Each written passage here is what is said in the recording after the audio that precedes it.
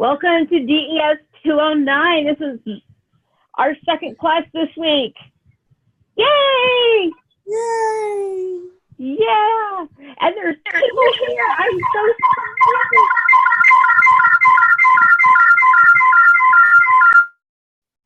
sorry. Okay, so if I do want the open mic, so you guys can make sure you talk, but then turn off your mic so everybody else can have a chance. But yes, I'm wonderful to see you guys here. Announcements this week. Did everybody see the announcement where I put in the PowerPoint for Monday? Yes. Yeah. Okay, so I emailed that to everybody. That also has everything listed for your that you need for your creative brief. What types of things you need to be thinking about when you write this all up. I know this is probably going to be one of those harder assignments, this mod, because it actually requires the research and it requires thinking about things you've never had to think about before when just drawing up a logo. So, since you guys have all seen my mess, I'm going, yeah, my mess of an office. You guys know my computer is just astoundingly clean, but I can't seem to keep my office clean for anything. And I think my hair is still up where I put it. So I'm going to show you guys something. You see, there you go. Okay, so this is a little 4x6 journal. It's a sketchbook. You can get them at Walmart. You can get them in the 3x5 version from Hobby Lobby.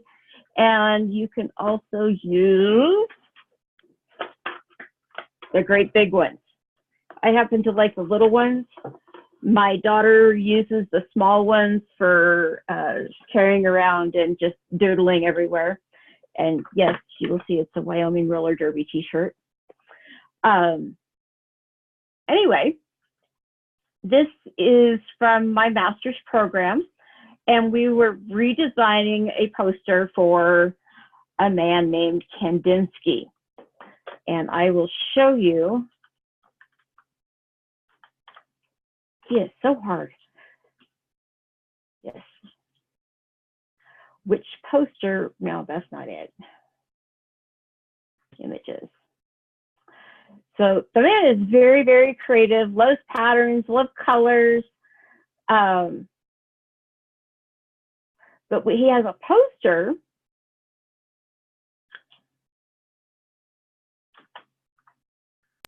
It looks that like we had to recreate. Abstract. Yeah. Hitler was not very fond of this man. He was around 1930 to 1940. He is a member of the Bauhaus School of Art. And this poster was what we were supposed to recreate.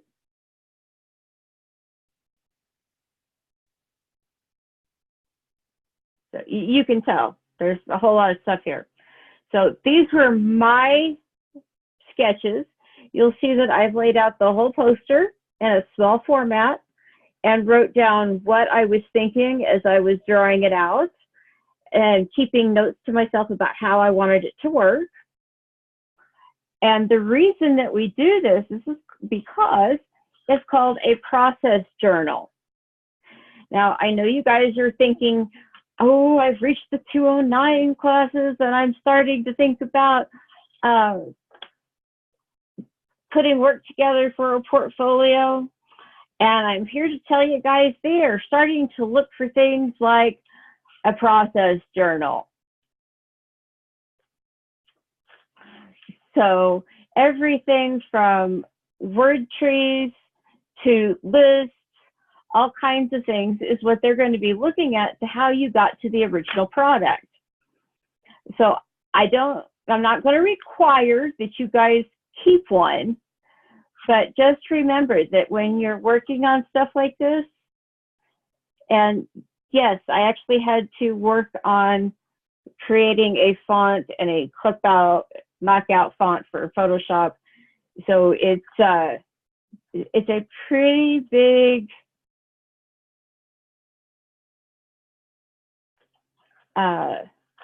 deal with these process journals. So because they always want to see how what you're thinking as you go. And in the last several years, oh, goodly, many is good. I've got 4 of them running around here somewhere. I keep one in my purse for public information when I'm working an incident for emergency services.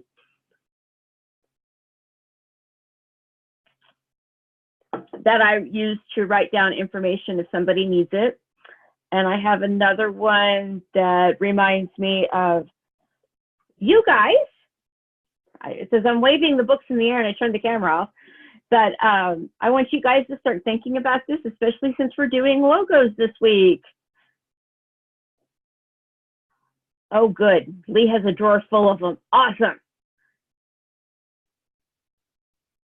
Now, who is supposed to go have ice cream for me? I don't see my ice cream. Is that Laurel? I think Laurel was supposed to go get us ice cream. We're supposed to have a virtual ice cream party tonight, but she's not here. But that's okay. So when you are redoing these logos, I want you to think about, pick one, and I want you to draw some pictures, doodle on a piece of paper. Doesn't matter whether you keep it with you or not, but I would suggest keeping it and adding it to like a school folder, the 15-cent ones you can get at when school starts, just those paper things. And keeping those together, you can use notebook paper, you can use a spiral notebook. I've got some composition books around here that are graph paper. And it's beneficial to put pen or pencil to paper every now and then and just doodle, because for some reason it seems to stimulate brain cells that the computer does not. The computer can tend to distract us from what we actually want. And if we're putting pencil to paper just every once in a while, I know as a teenager, I was constantly writing my name on things, trying to draw different types of letters. I've even been known to take the eraser and erase my name into a spiral notebook cover. Any of you guys did that?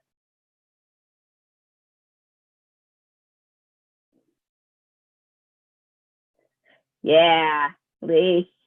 Yeah, see? And, you know, the doodling helps you think, right? I know if I got tired of reading something and the words were starting to go backwards on me, I would just stop and doodle in my notebook until I could read again. I do that to this day. I've got 3 notebooks sitting beside the bed because I'm working on a font. I'll draw it out on sketch paper, then take it to the graph paper for measurements, and then put it on the lighter graph paper with bigger boxes so that I can take the screenshot with Adobe Capture and not have so much editing to do when I move it in there. Because when I do that, I'm going to take them into this little thing here called Font Self, and it's using Adobe Photoshop and Illustrator. It's an extension. It is kind of expensive. It runs about 80 bucks for the extension, but it's on my drool list right now because once you put all your drawings in, it will create a font for you that you can then upload to the type kit or to another font foundry like DeFont or something like that, where they can donate or get the font for free so that you have your name out there as a font designer. So I thought you guys might like that little tidbit. It's a very, very cool toy. And I watched an live Adobe demonstration on how to do this by another font designer. So it was very, very interesting, and I can't wait for payday for this thing. My drool list gets a little bit long, but yeah. That's our treat for tonight, since somebody forgot our ice cream picture. So if you guys want to try this or want to see how this works when I actually get it done, let me know, because I'll think about sending you the font if I ever get it made.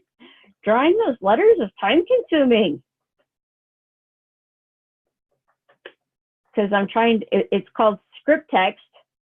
It's a mixture of script and my handwriting.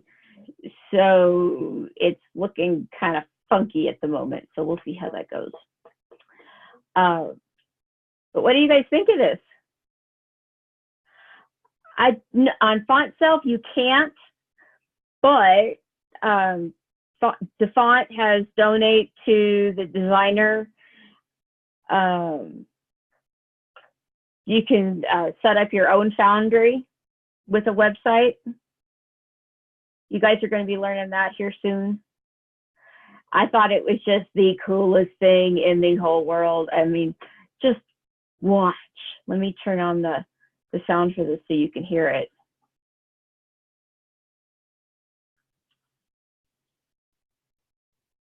It's just so cool. Hello guys. In 2015 a Kickstarter project called Font Self, aimed to revolutionize typography.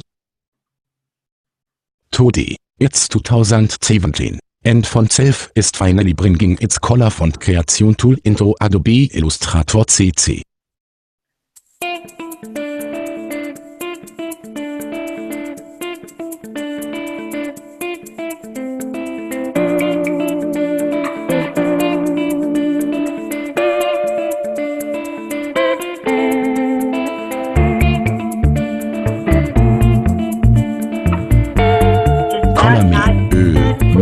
Sieht.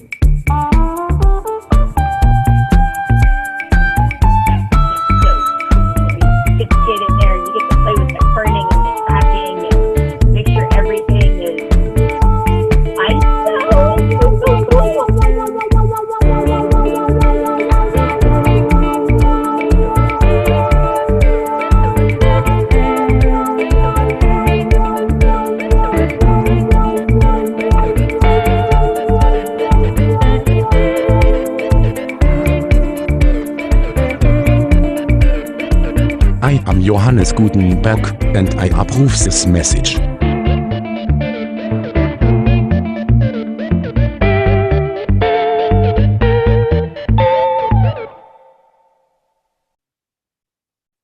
So how many people want to go out and get a sketchbook right now and just start doodling?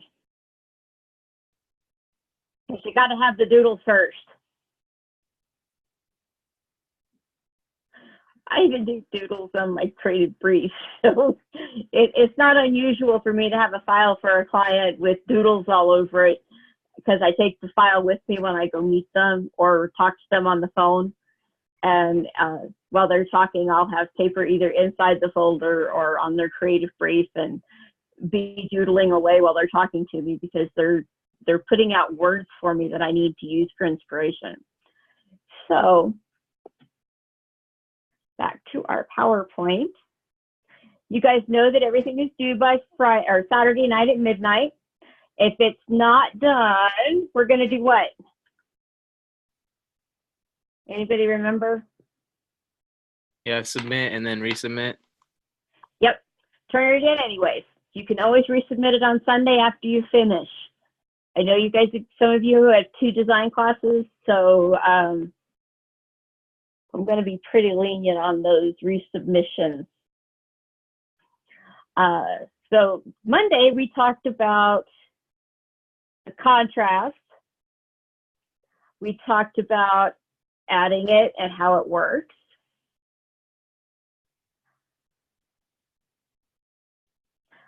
We talked about repetition, you know, all those wonderful craft principles.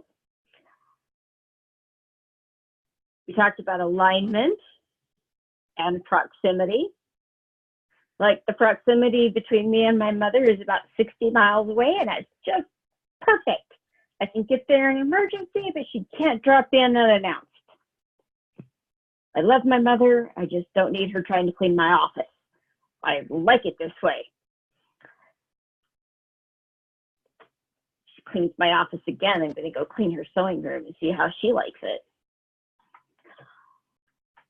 So tonight we're going to talk about balance, and that's placing text and graphic elements on a page so that it's evenly distributed and we can easily read it, and we've got the flow from left to right, up to down, and it's not, and keeping it so that something doesn't overpower it.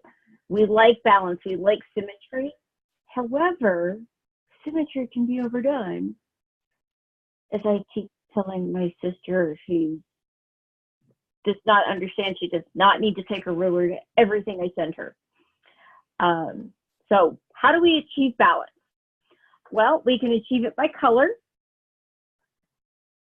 It kind of works into the contrast thing. Shapes, or squares are heavier than circles. Lines is thin versus thick, larger and heavier. But we use it to create some stability. Not like your instructor pretending to be Dory the fish and sees glitter floating in the air. Ooh, pretty. So yeah, we want to create a sense of a dynamic space, movement in the space. So here's some symmetrical balance. That's a lot of plaid there in that picture. This one, you would not think that it's balanced because you have the cat over here and the text over here, but it's balanced in the weight of the picture. I mean, obviously we can see the symmetry in the t-shirt or in the tennis shoes. My head today. And then we have the balance on the picture over here. We have just about the same amount of people on both sides, and if we folded it in half, it would equal. So here's the asymmetry. It's usually far more interesting for people to look at. It's uneven spaces, and it can make us look more dynamic. It creates movement, and this is where that wonderful pencil I was talking about on Monday comes to hand. If you are noticing something first, is it pointing to where it needs to go? Well, look where her toe's pointing. It's pointing to H&M, the logo for the company. We see this information, and then we see Matthew Williamson for H&M. So I'm guessing that that's a perfume. Here we've got the trees and the one car. Okay, Lolita, if there's anything I can do, let me know.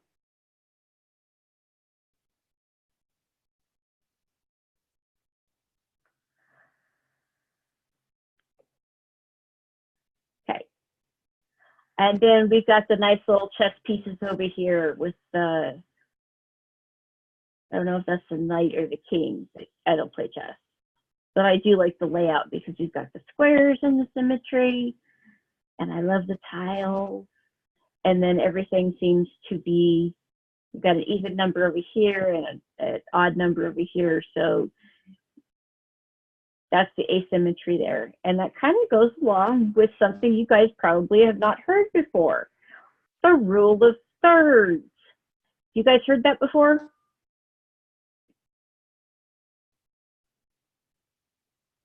Yeah. It's okay. Yeah, it's a really awesome grid structure that's a spiral, like a conch shell. And it helps you lead your viewer's eye where you want it to go. I tend to print out overlays on it or put an overlay on it in Photoshop or Illustrator.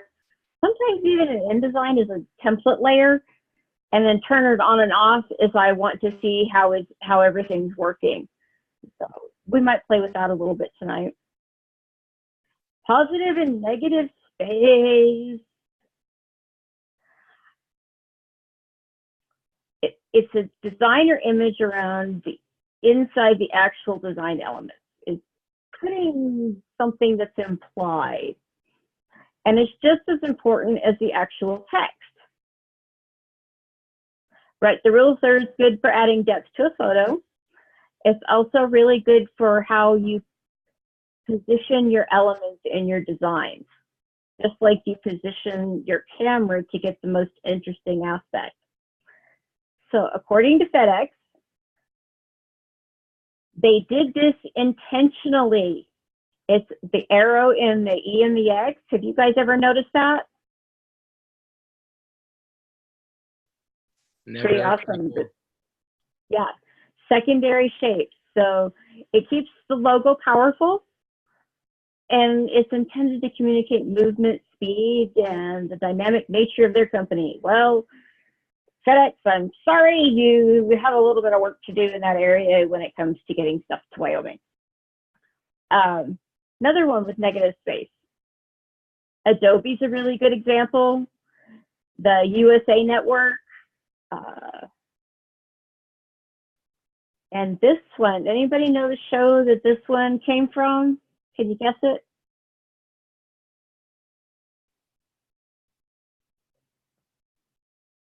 AHS. With the AAH. American Horror Story. Once Upon a Time. Yes. Once Upon a Time. Yep. I haven't watched any of the American Horror Story episodes, and I am so far behind on Once Upon a Time. Lauren, it's nice to see you. Did you bring us ice cream?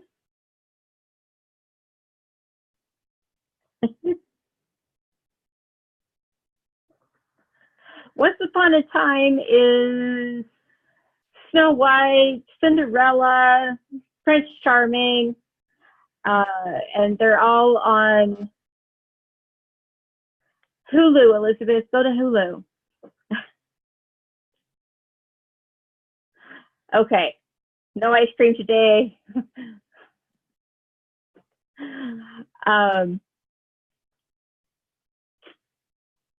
Yeah, I turned off my Netflix because Hulu now offers live TV. So it was make my husband happy with live news or continue to listen to YouTube, and he still picks YouTube. Not a reliable news source, just saying. Think about your focal points. Gives the viewer something to look at, and it's that thing that really stands out. That's a good one, Elizabeth. The 2-year-old watching wrestling. Be careful with that one. she was 6 at the time, and taught her 3-year-old sister to jump off the bed onto the fold-out Elmo couch. Nothing but foam and fabric. They thought it was good enough to, yeah, it was a baby smackdown. It sounded like the whole house was caving in, which then produced the idea in the 3-year-old that, oh, I need to jump off of mommy's bed because I'm a butterfly and I have wings, and it ended up in broken arms. So just be careful with that one. I think that was 3 visits to the emergency room, 1 because she broke it, 1 because she washed it, and 1 was to try and dry it and put it back on the cast because she just kept pulling her arm out of it.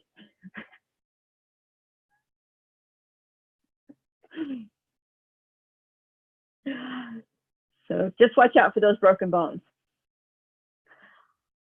So the focal point adds more specific ideas to the design and acts as a starting point that can be represented through typography, a button, an illustration, a picture.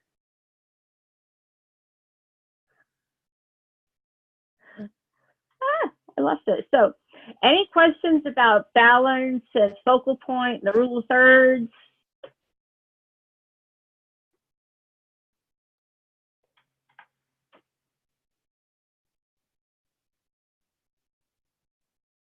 I'm guessing from the silence of chirping crickets, everybody's good to go.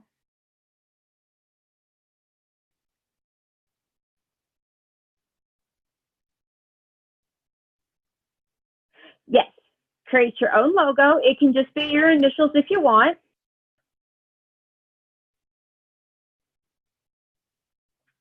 Okay, let's take a look at that assignment. Sorry, this is the assessment. So you're going to create all 4 logos. Additional, optional.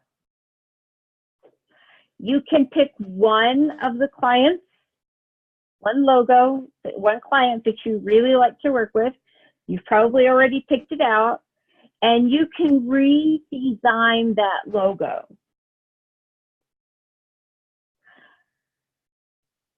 It's not going to give you additional credit or anything. However, it goes above and beyond and shows your thought processes of where it's going. You can replace that original logo in next week's work if I approve it.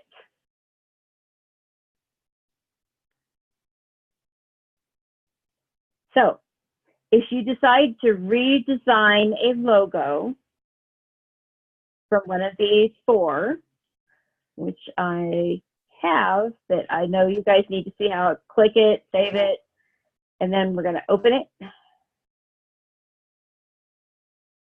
Well, I didn't need 2 of them, but okay.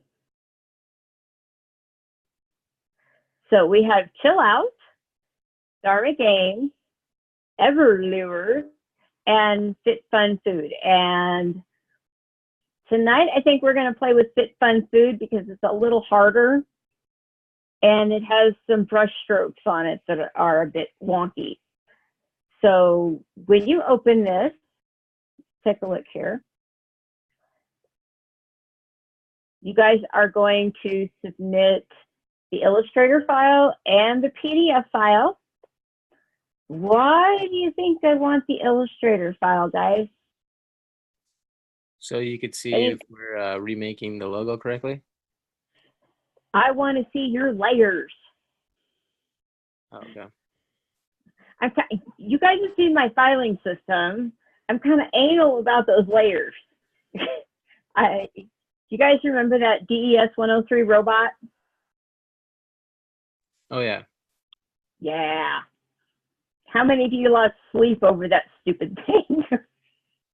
It's an important project, and when you're, you know, you haven't been working a 10-hour shift at Walmart on the overnights, and you haven't been trying to get kids off to school and then sleep and then work on homework, it was actually fun. It was just, 3 o'clock in the afternoon after being up until 3 a.m. still kind of made it hard to actually think about it. But yeah, I lost a lot of sleep over that one. And we used to have to do a typography self-portrait.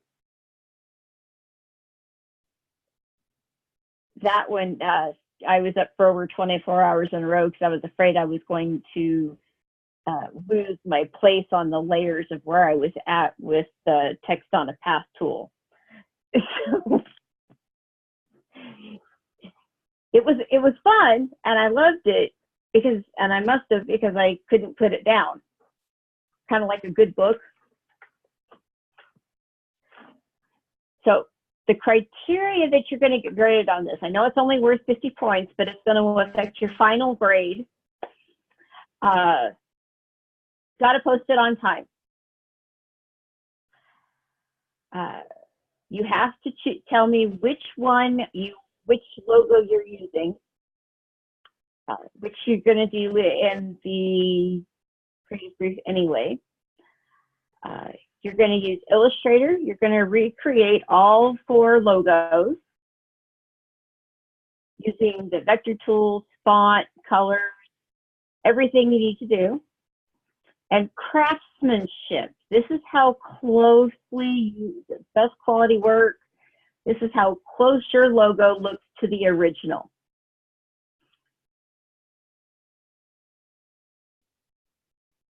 Sounds easy, right? It's not as easy as it looks. It's still going to be easier than doing a creative brief though. So here we go. We're going to create a new file. And when I'm doing logos, I tend to work on an 8x8 board. And since we're going to have 4 of them, I'll just choose 4 artboards. And I always put a bleed on it just because I want to see what's going to be bleeding off the edge of the page. And then I'm going to hit create. You guys all know this. We love our tools. Now in your layers, at the very least, I want you to label your artboards that you're working on. That way you can label it Fit Fun Food, Chill Out, whatever. But if you've got your layers selected and I can open it up and see what you're having trouble with, I might be able to help you with that. But if I don't see the layers, I can't help you. So we're going to go to File, Place, or we can go over here to our Downloads folder, open up the low-res file, and we can drag it into Illustrator. Is that not just the coolest thing? You can just drag and drop right in there.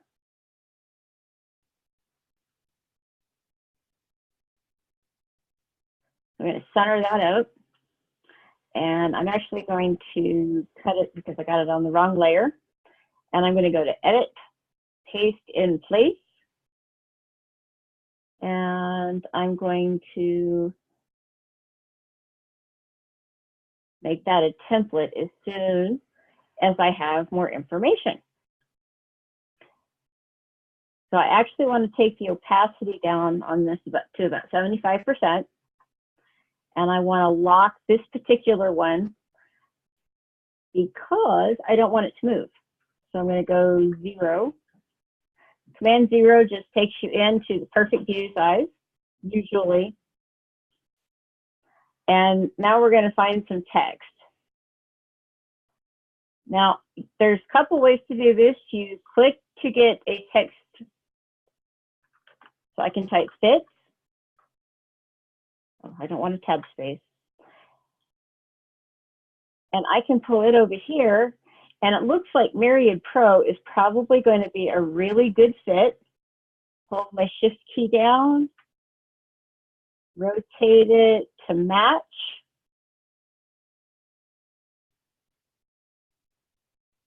Just a little off.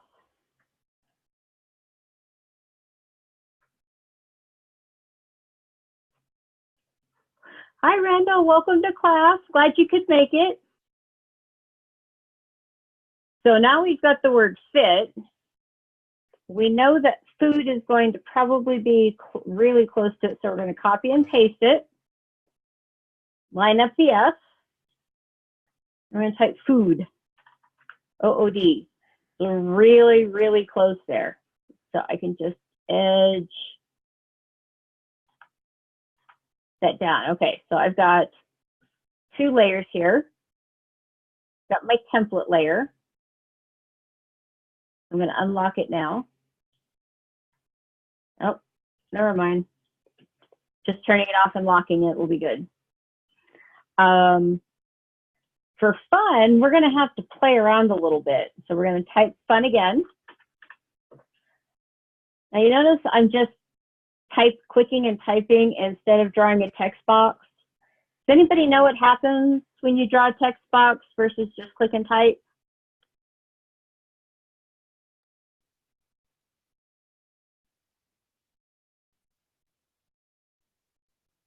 Ezekiel, do you know? When you just start typing on the thing, you can adjust the size better. You can. It becomes a single line. You have to put in your, well, you don't yet. Don't have to put in outlines yet. This I can take and I can stretch. If I were to draw a text box and I were to stretch it, it just changes the size of the text box like it does in InDesign. This is a lot harder to create a logo with than just typing. So there's 2 different places here where I can use type in different ways, minimum 2. But this one we use on magazine layouts, create columns with. This one is much better for using or creating logos. So now we're going to figure out which font this is, or the closest one you have. If you do not have an exact font for this, it's not going to count against your grade, okay? I just want you to get it as close as possible. You don't have to draw it. Just type, because the only thing you have to recreate here are the swashes, and we're going to try and do that.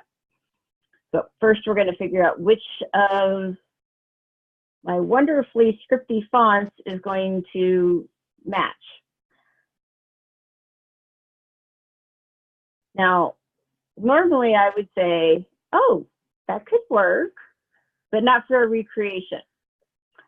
So what else have we got? Oh, and by the way, Alice in Wonderland is not a licensed font, so don't download it unless you have to for a personal project.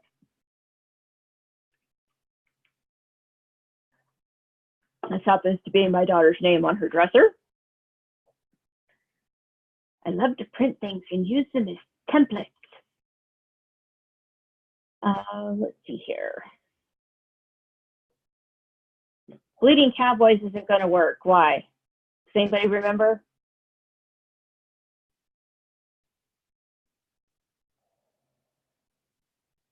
Overdone, and it's a forbidden font. Scotty will beam you up, or the TARDIS will come and get you and put you with the Ood. Oh, Bleeding Cowboys. Bleeding Cowboys is completely overdone. I live in a town that has rodeo every night from Memorial Day to Labor Day. Every night. So everything, all the posters, all the advertisements, all summer long, everything is topped with Bleeding Cowboys. I can't go shopping in a cowboy town without running into a Bleeding Cowboy. Now, normally I would say, you know, watching cowboys ride you know, and the rodeo is a lot of fun. However, it makes my skin crawl when I have to go look at what they think is good design.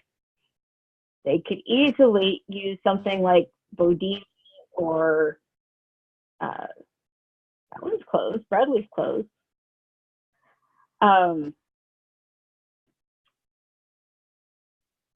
Helvetica and contrast the Bleeding Cowboys, because if you contrast your fonts, it's easier to read. But no, they're using body text with Bleeding Cowboys. And this one could possibly work. So let's rotate it around a little bit.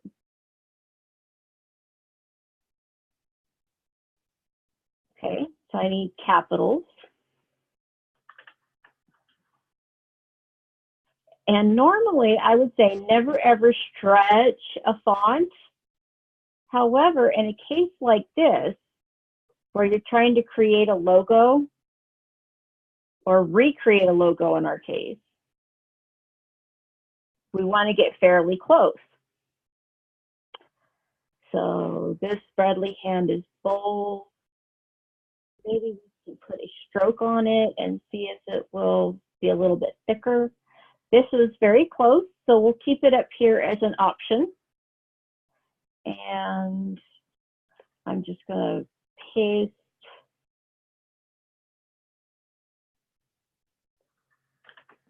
another one up here.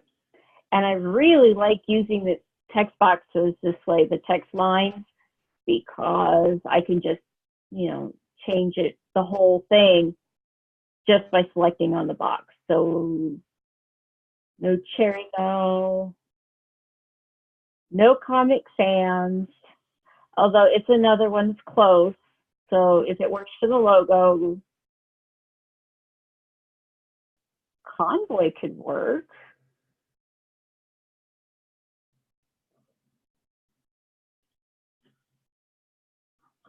So let's pull it over here and see how close it is. Now, if you've got several fonts that you think are going to work,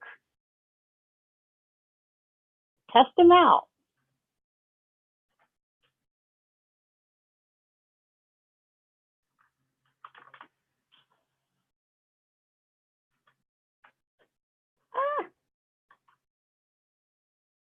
Okay, so let's see what else we've got. Noteworthy is pretty close. Cute, but not working.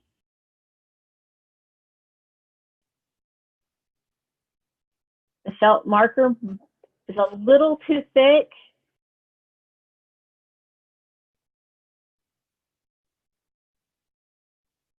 If you guys are working on this as we're going along and you find one that you like, post it in the chat box and we'll see if I've got it and see how it works.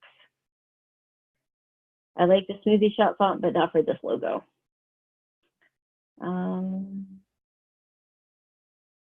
Nope.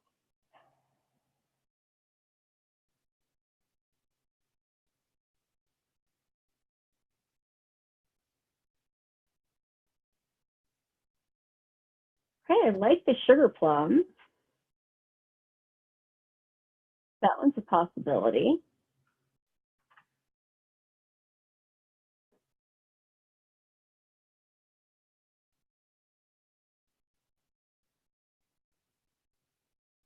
Zelda, no.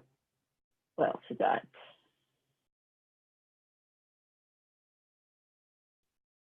Look, a color font. Tomahawk, nope.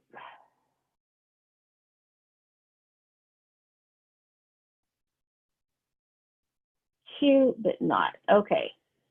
So I think we have 3 really good options that could work because I don't have the exact font this is doing. So I think this is the best fit. It could use a little help. I could adjust it with create outlines. But is it worth the time and the effort? What do you guys think? Is it worth the time and the effort to create outlines and match it exactly? Oh yeah, it's easy.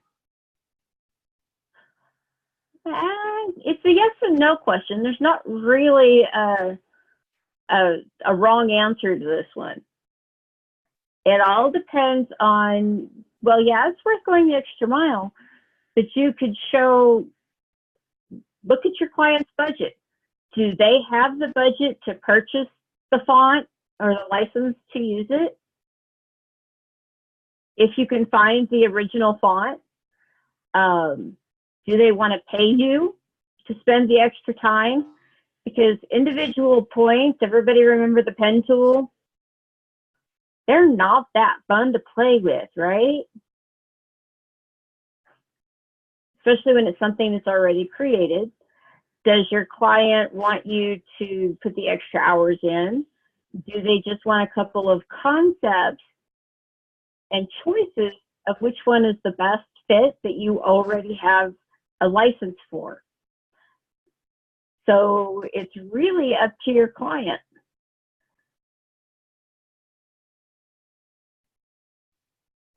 And since I'm your client for this one, I'm going to say pick the closest one you have.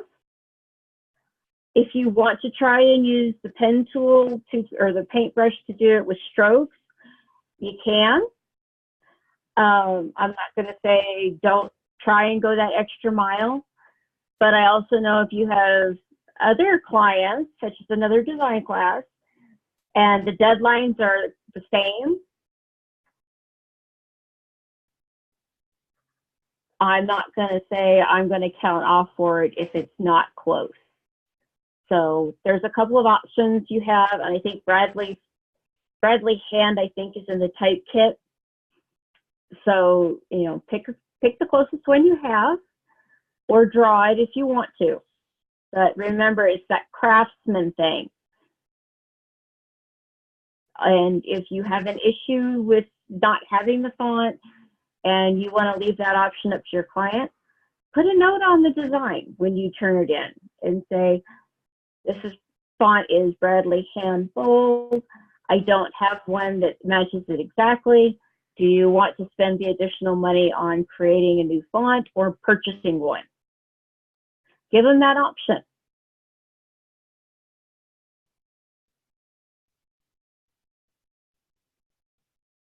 I know they always like emails with pretty pictures in them.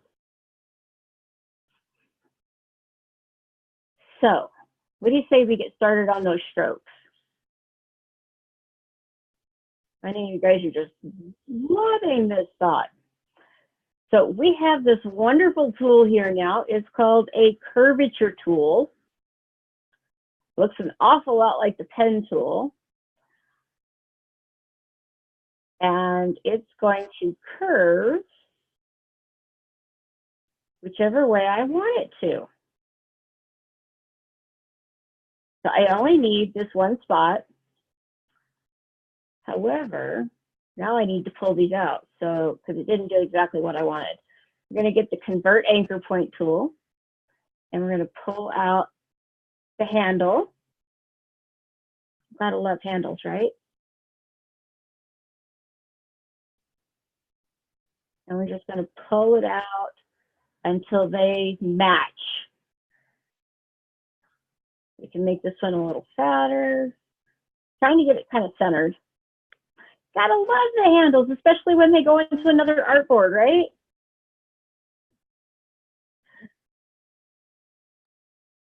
So I'm gonna try and set that up. Then we're gonna pull out our stroke panel. And yes, I have been known to want to have a stroke playing with the stroke panel. So we're gonna make this, oh yeah, 15, 16 points. But then we're going to look at this profile. Do we have any of these? Or any of them even close? That one is close, but still not doing anything for me.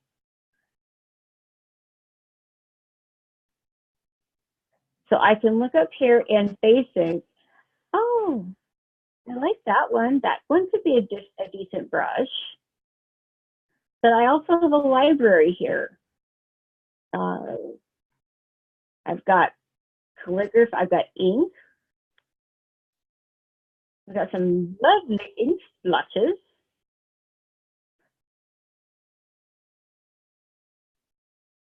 And let's take a look here. We need it to be the same on both ends. And that stroke needs to be a lot wider. And not quite. What about this one?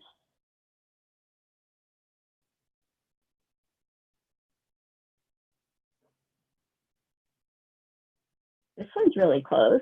What do you guys think? I like that one. Very, very close. See if you've got anything down here that looks like it might also work.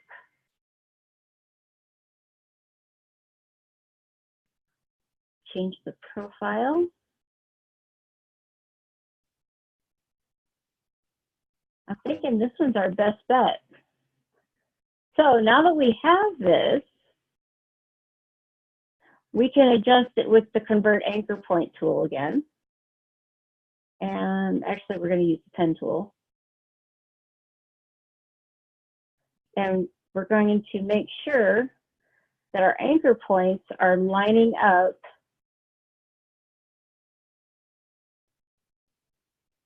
okay, so I'm going to select the actual anchor point.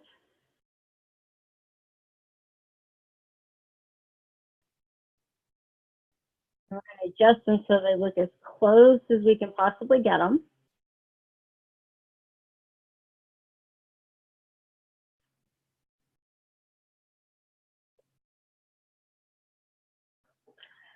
Okay, that is very, very close. This one seems to be a little bit narrow. Don't you guys think? Does it look a little narrow here? Just a bit. So how do you think we're going to fix that? Thicken the stroke. Yep. So we can actually take the width of the stroke and where is it? The width tool. We can come over here and bring that out. Looks like we're going to need to widen it a little bit more.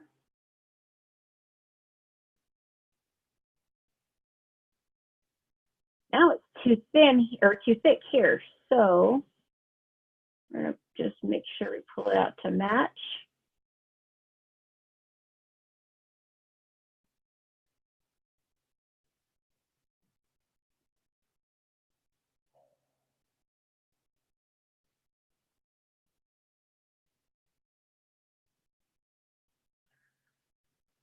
So I think we're about as close as we're going to get with this particular stroke. Now, am I going to go to all that trouble and recreate this one? No, I just copy that one and invert it. Yep, I'm going to reflect it. So first I got to find the color for it. So I'm going to turn on my layers panel again. I'm going to unlock the bottom real quick. And I'm going to make sure that opacity is all the way up. And I'm going to take my eyedropper tool and I'm going to select the color. Add it to my swatches. And while I'm over here, I'm going to do the same thing with the blue and add it to my swatches. And I'm going to double click on them here and I'm going to make them global colors so that if I have to change them at any point in time, I can change them all at once. So now I'm going to turn off my bottom layer. And I'm going to do, actually, I'm going to keep that on. I need it for the last one. But that looks pretty darn close. So we're going to get our stroke and give us a fill color. We don't need a fill color. We need a stroke color. The stroke's green. And I'm going to go to Object, Transform, Reflect. I don't know exactly what that angle is.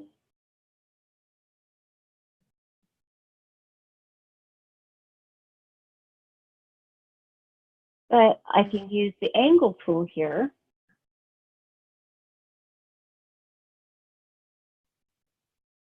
That looks pretty close. And instead of just hitting OK, I'm going to hit Copy. Between colors. Well, they wanted it recreated, so we're going to recreate it. So I'm going to hit Copy, and it's going to give me that one that goes right here. And if I need to adjust anything on this, I can using the anchor point, just like we did before.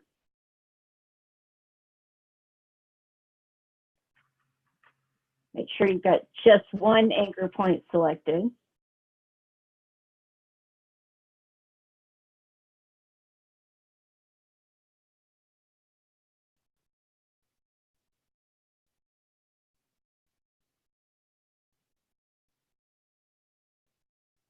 And adjust your handles a bit.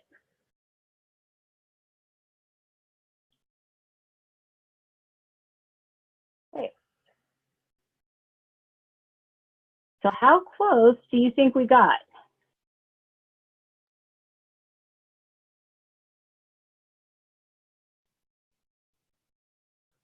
If we were to put them side by side.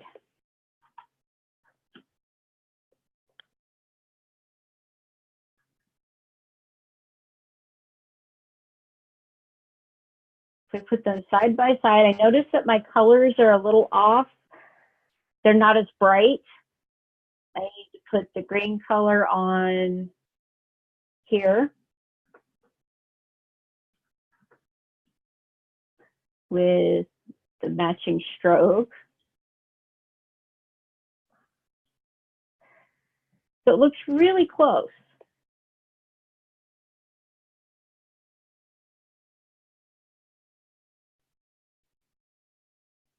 But as I'm looking at the original, I see room for improvement. You guys see room for a recreation? Yeah, definitely. Yeah. So this is the point where if you pick, I want you to pick one of the four to redesign. So you should probably have 5 artboards showing the design and your recreation of the one that you wanted. So it's each company plus the one you wanted to redesign if you want to redesign it. So I've been thinking about this Fit Fun Food thing, and I'm thinking this really needs some help.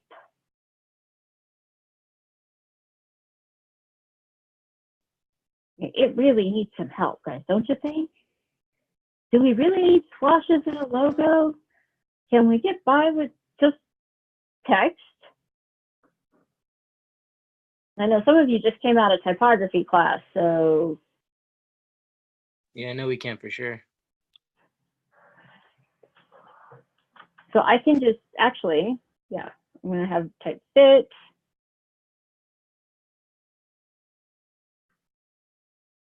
And this is just on the fly.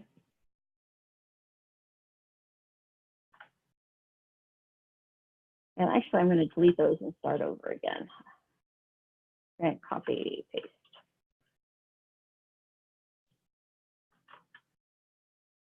Now, some of you are probably going to be font deprived by the end of this. How many fonts are you guys allowed to use in typography this mod? 2 or more, or 3 or less. Yeah. And you only have a very short list of what you can use, don't you? Oh yeah. No font drilling this mod for that one. However, you have this one. And in case you guys didn't know, you have rulers in Illustrator. And we also have a really cool tool that a student showed me last mod, and I thought you guys might be interested in this. There's actually a grid in here, or a ruler, that shows the size of the actual artboard. So I'm trying to remember where it is.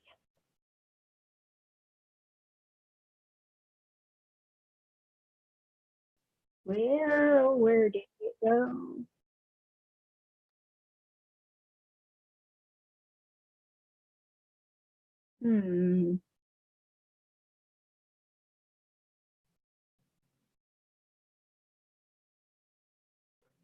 Not the transparent, no, it's a ruler.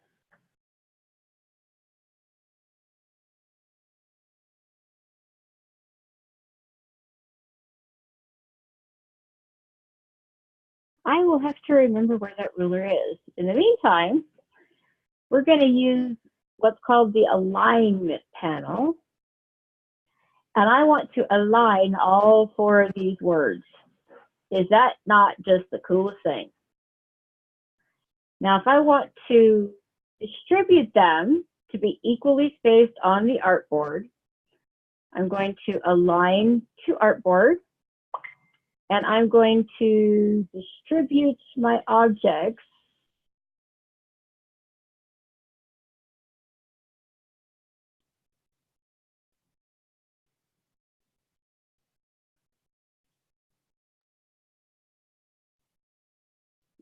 That's not working. I'm liking my alignment. What happens when I do center? But if I undo and group them and I do center, everything stays centered. Yep, that all runs together if you don't group it first.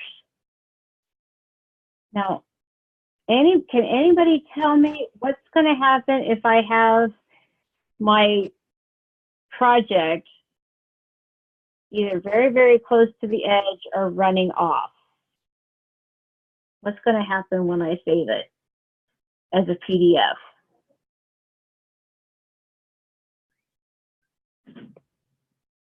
You're going to lose that part? Exactly. So what do you guys think I should do about that? Move it over some? Well, we could, or we can create margins on our artboards. So in order to get margins, we take this section right here, we line it up on the white, and we pull it out. Now I'm just going to put a 1/4 inch art or border or margin on it.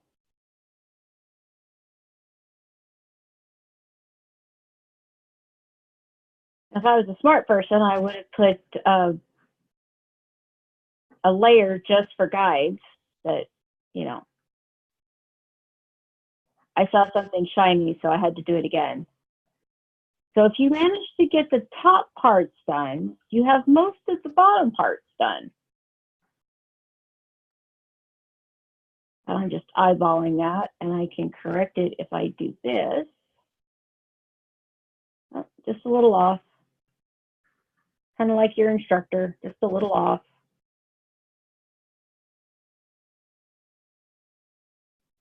That looks so different.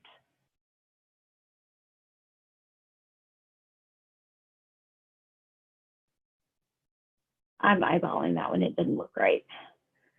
So see, now I can line all of these up on the blue line and be sure that when I save this as a PDF, nothing's going to get cut off. And I've got the same here on my Fit Fun Food. I can select everything I've been working on, group it, and I can center it in my text or in my box so that I know that it's fitting exactly. It looks like it's a little close here, so I can nudge it up. So even if I have just this little bit here overhanging, it's going to be okay because it's still in my live area. Any questions on that?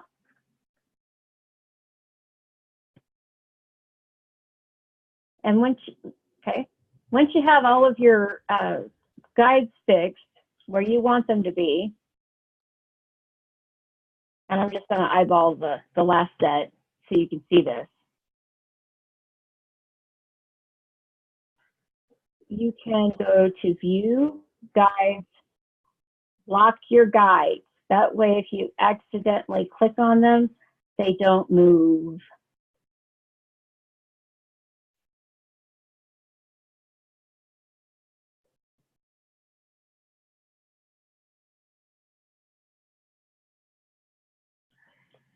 So yes, I do want you to play with the text. I do want you to play with, would have been good to know last mod. Okay, sorry Randall, I wasn't your instructor last mod, but now you have the knowledge of how to lock your guides. I feel your pain, I really do. I'm not laughing that, you know, this is a long overdue piece of knowledge that you might need. It's just that I feel your pain, and I have felt the same way as some of my classes. So I understand completely.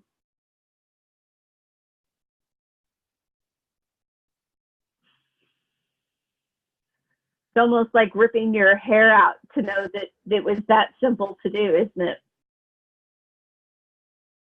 Yeah. There's a lot of things that I have learned after school as an instructor, because you guys come in and you've been with other instructors, you've been practicing. A lot of you do hand drawing, some of you just do all computer, but you all have different talents. And every once in a while, somebody will come in and say, oh, I know how to do that. I fixed that. And I know how to do it in a faster way. And I'll let somebody explain that and demonstrate how to do it. And then I get to show you guys. So every time a little piece of information shows up, I get to use it and pass it on. And I just absolutely love that I have the chance to do that as an instructor and as a designer, pass it on to fellow designers when I demonstrate something. So you guys really teach me a lot when I get to teach you. So it's not just a one-way street here. I expect you guys to be out there practicing. Did you guys know that these are like the programs themselves and the tools inside them are like musical instruments? And each program is its own orchestra, and you're the conductor. And nothing in the orchestra works right if the conductor doesn't know what each instrument does. So guess what the conductor and the orchestra members get to do? You get to practice 15,000 hours just to become competent. Not mastery, but competent. So my recommendation is for you guys to sit and play with it, doodle, find a new tool you like, experiment with it. If you find something you like, email it to me and I'll put it in the announcements. Just like we were talking about with these awesome new tools that we were sent. There's free fonts and the free design resources. Then there's My Design Deals, where you can purchase packages for stock imagery, mock-ups, brushes, all kinds of stuff. And then there's an ability to create your own font using Illustrator. You can download your own I think here. I'm thinking. Yeah, there's smoke coming out of my ears. I'm thinking so hard. But you can download brushes and mock-ups and templates and all kinds of things just out of the Adobe Creative Cloud that are there for you.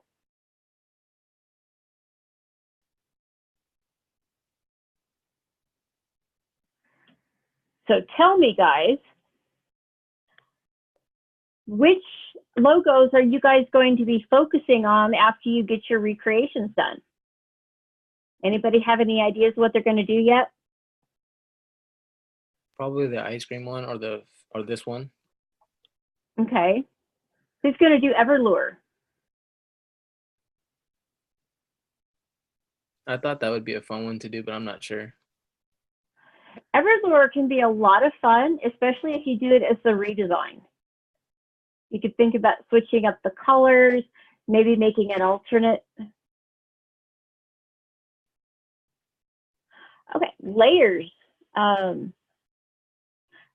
First, alternate logo. If you wanted to make, say, the Everlure logo and you're running a special campaign for a new line of female fishing gear, you know, it's got that pink camouflage on it, maybe start incorporating something like that into the logo.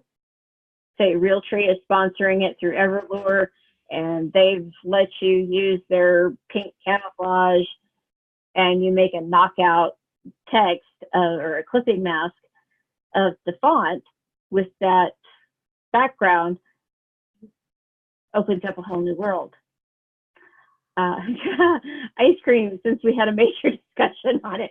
Yeah, ice cream is pretty important, even if it is 0 degrees outside and snowing. Okay, layers. I just want to see that you guys are working in layers and you know what you're working with, okay? I find it easiest to just label them Artboard 1, or you can double click on it and type the name of the logo. I just wanted to see that you guys understand how important these are.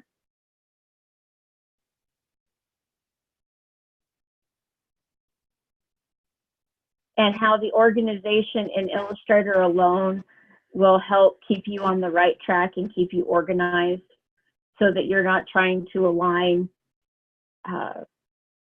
something to the wrong board. So I'm going to actually cut that, put it over here on this board. And you'll notice that the color of the bounding boxes changed to the color of the layer. Now, if I wanted to get in here and adjust these, I could actually double click on it and play with them a little bit without affecting my group. Now, these are a little bit too close together, and they're not as pretty, but we know we want them nice and fit. We want to have some fun with it. And maybe we want to make fun the biggest word, because we want fun to stand out, and that's where we can change the color without actually ungrouping everything. It's just double clicking on it and putting it into isolation mode. And then I can take the other two and let's see, orange, yellow. Don't really want to use a gradient. I'm start with the yellow, but I'm going to double click on it and I'm going to adjust it.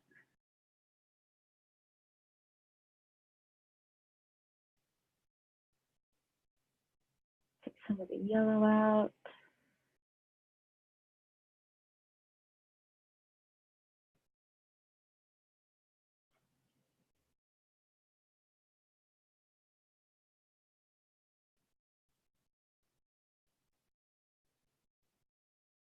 sure I'm finding a color I really like.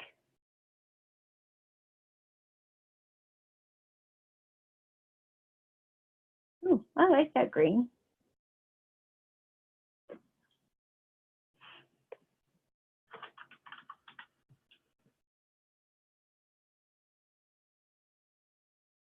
So when I come out of isolation mode, orange could have worked for it. I can also go back in here into the color itself, and I can make it orange. Ooh, that one's pretty.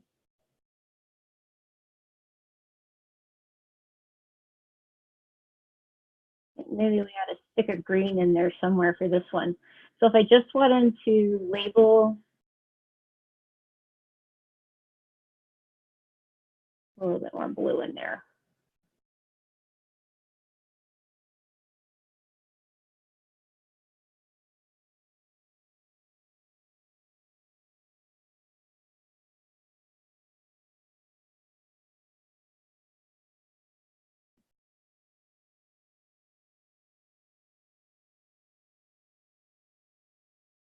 So I'm going to pull out a guide here real quick and make sure my F's are lining up.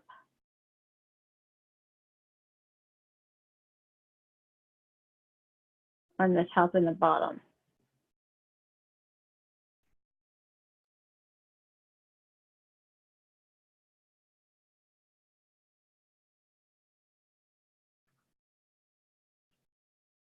And I'm going to shrink food up a little bit.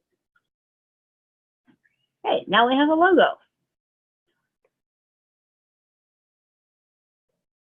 And it's doing something what I call fiddle farting around, just playing with it, squishing it, squeezing it, playing with the colors.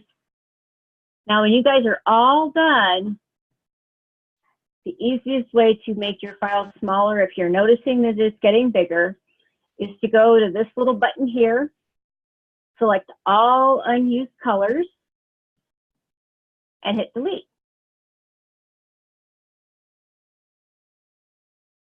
And I'm going to double click on this one and make it global.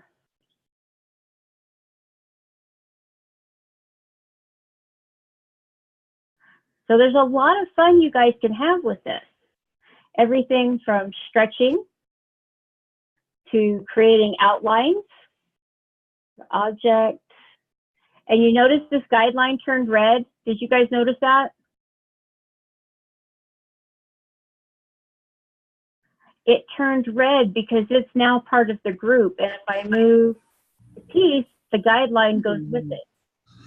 Is that not cool? Yes, Never have it to is. worry about your not lining up again.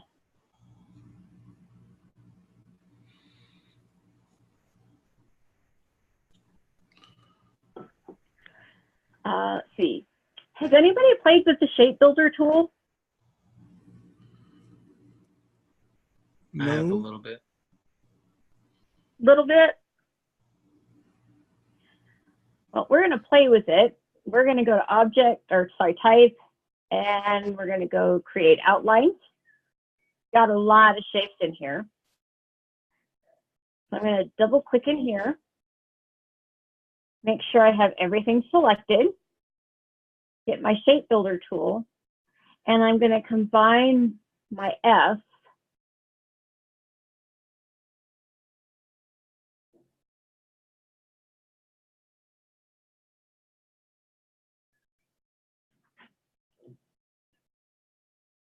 so I can ungroup this or undo merge.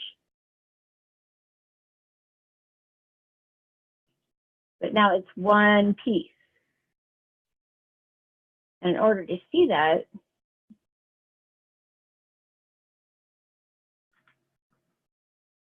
see the difference here? Where it overlaps, it turns that one little piece into the same thing.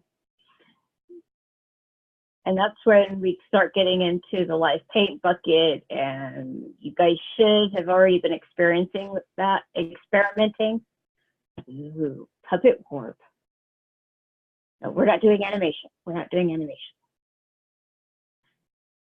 We'll just put that free transform tool back.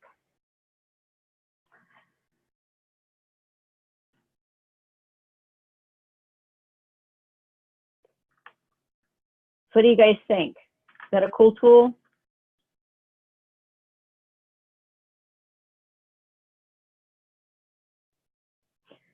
Yeah. My favorite part is coming up with shapes that I might want to add into the background of a logo.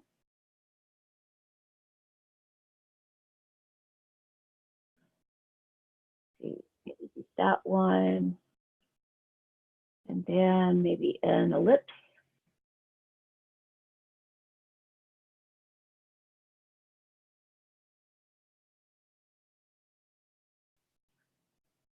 Make it purple.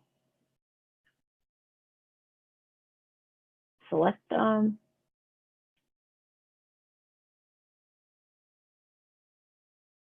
Okay, there are two different pieces. You guys see that? I'm going to deselect.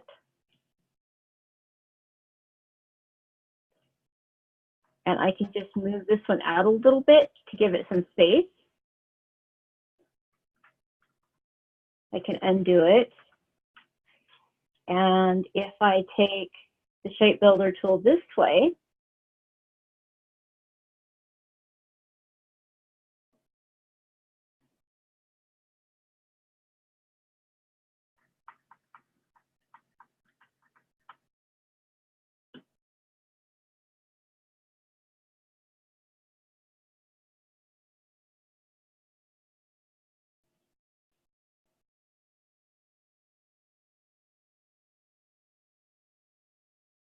okay, I'm going to group it, move it over here.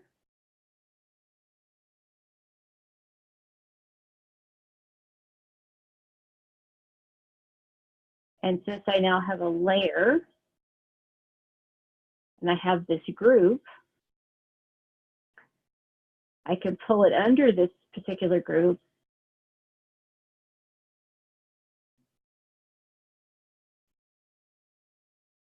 And now I can tell it that I need to change my opacity a little bit.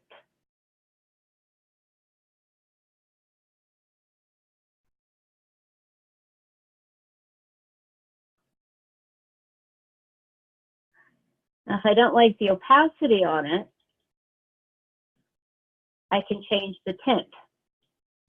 And I can do that by playing with the color guard. So tints add white, shades add black. You guys know all this from color theory. So if I want to go really light,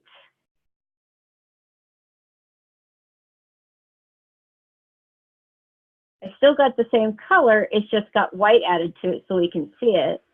I can do the same thing with the brown, clicking here and getting my tints, and maybe make him a little darker.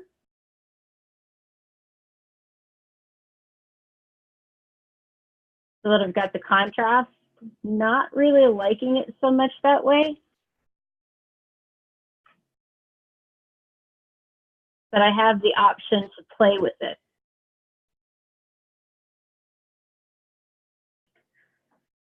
So you guys tell me, is it more fun working on a logo while talking to your client, which I'm using you guys as my client tonight, or is it work on yourself with nobody hovering over your shoulders? I like talking to people when I work. Unfortunately, I'm generally talking to myself. I like having input. So sometimes I'll get on the Skype with another friend or Zoom with another instructor, and we'll work on a project together. Is it better this way or is it better this way? No, move it over a couple pieces, notches. Yeah, it kind of depends on the project. If I'm stuck, I really want somebody there that can, you know, maybe give me an idea. That's why we go in for critiques. And yes, I'm warning you, we will be critiquing on probably next Wednesday the logos that get turned in this weekend. We may not get everybody's, but I will be doing a good portion of them.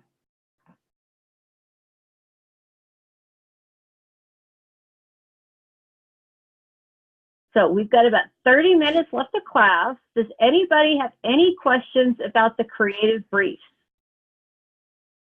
I know you guys are just biting your nails for that.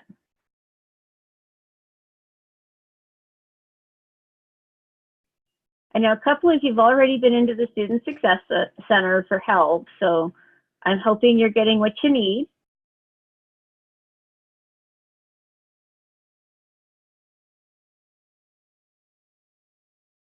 Has anybody thought about designing their logo for their creative brief?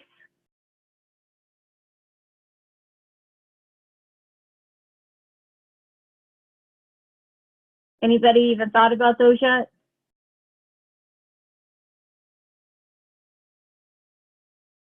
Your swamp leaf? Vicki started. Ah, Elizabeth's got them floating around. I think Elizabeth needs to play with some pencil and paper. Randall, you could simply do RC designs.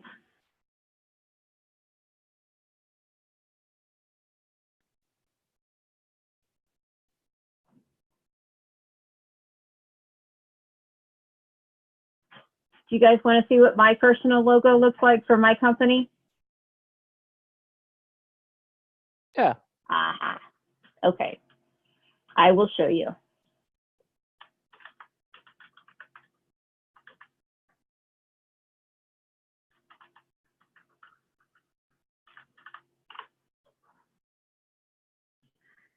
Really? Apparently I can't type. Lisa, the 500 words are the research. So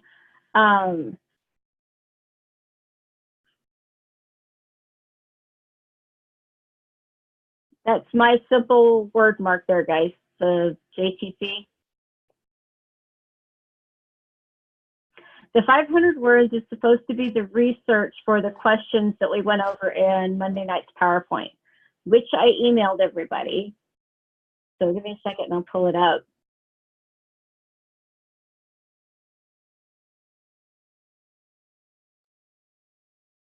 Yeah, that purple overlay. This is a picture of the Grand Tetons. I love living near Yellowstone. I get the coolest pictures in the spring. Okay, Ezekiel, if you need any help, let me know. The simplest ones, this one evolved probably over about 2 years. I go every summer.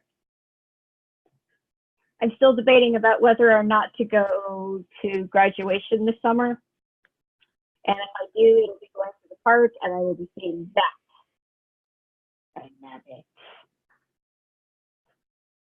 I'm only 60 miles away from Eastgate, about 160 miles to Jackson from where I currently live in Cody. So if I go through the park, it takes me directly into Jackson for some of the coolest shopping. I've even got a leather hat with bullets on it. It's just awesome.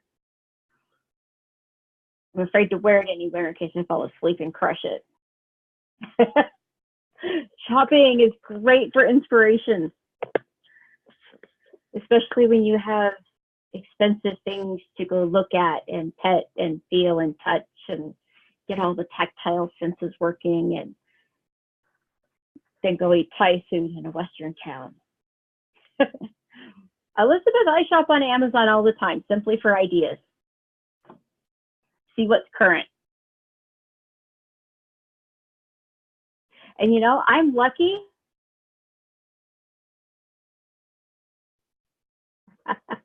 I am very, very lucky because this is a very cool color this year. And I know I'm lucky because if I go to Pantone.com, it will tell me what the color of the year is. Oh, you've already got my email address. And it's ultraviolet this year. Is that not cool? How do they come up with the color of the year? I'm not real sure on that one. But it's gorgeous. There's even a swirly galaxy planets in purple, just like my Purple Mountains Majesty over there. You can actually go shopping for color of the year.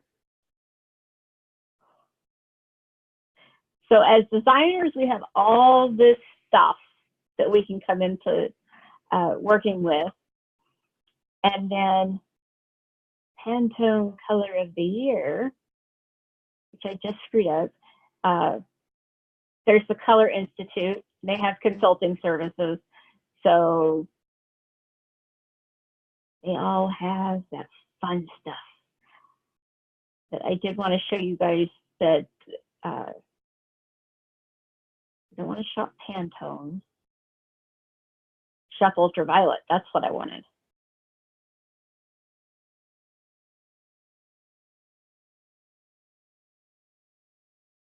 There was it. Purple socks. I want this stuff. It's purple glittery eyeliner. I need it. It's on Amazon in a whole package full of purple lip gloss. And can you just imagine? There's never too much purple, Randall. There's never too much purple.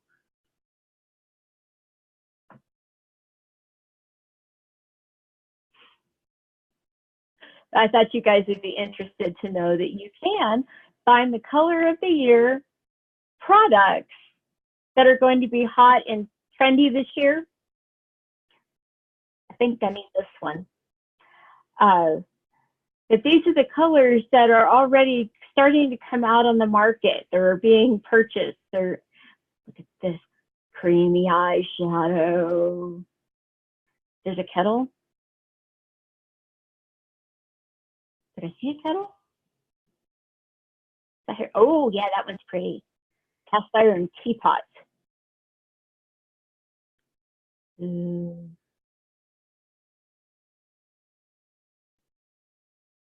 Most of this stuff, honestly, is available on Amazon.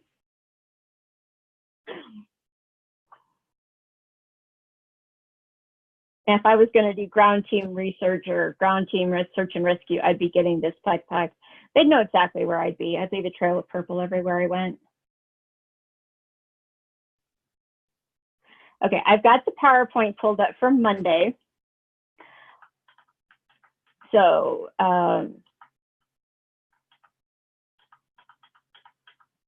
working on the assignment.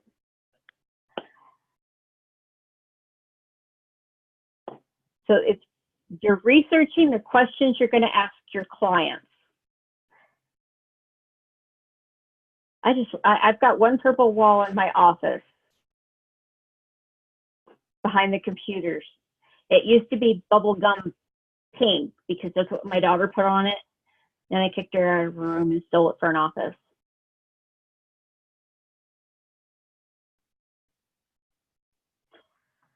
So back to the creative brief. What to include? Who's your client or contact person?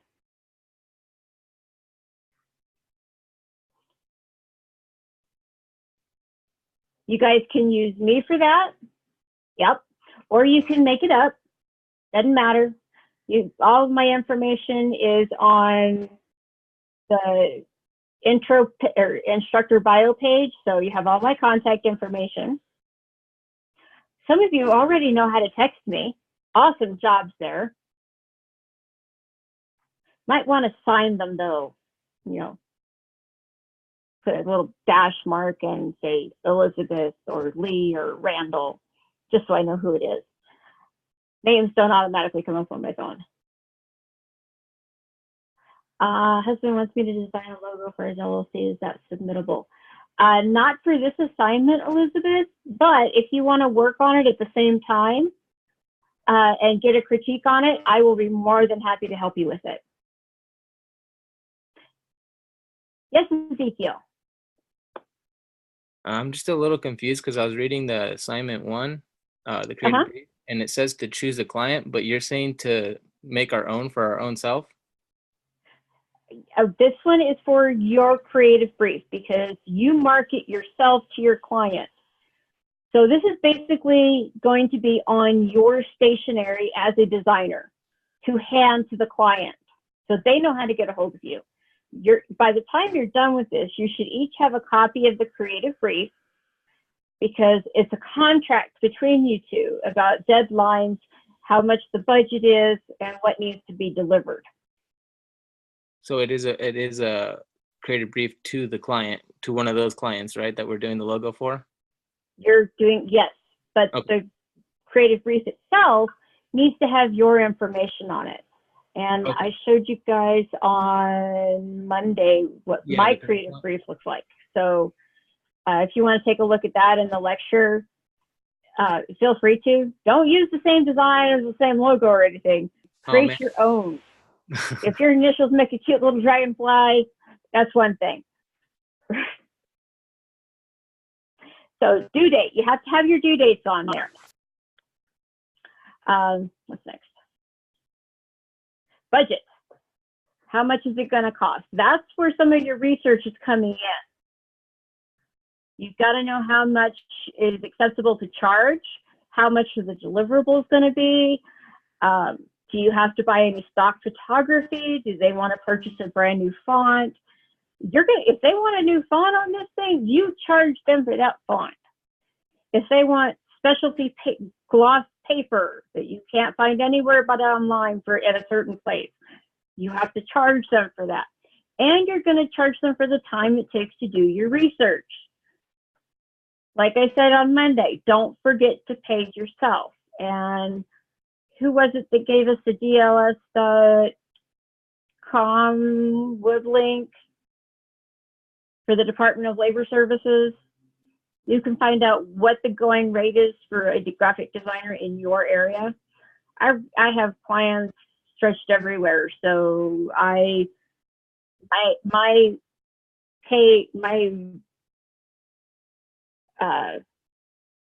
hourly rate changes based on where my client is at, not where I'm at, because I don't want to undercut the designers in another area or charge too much so that they don't want to use me and lose a client that's in another area.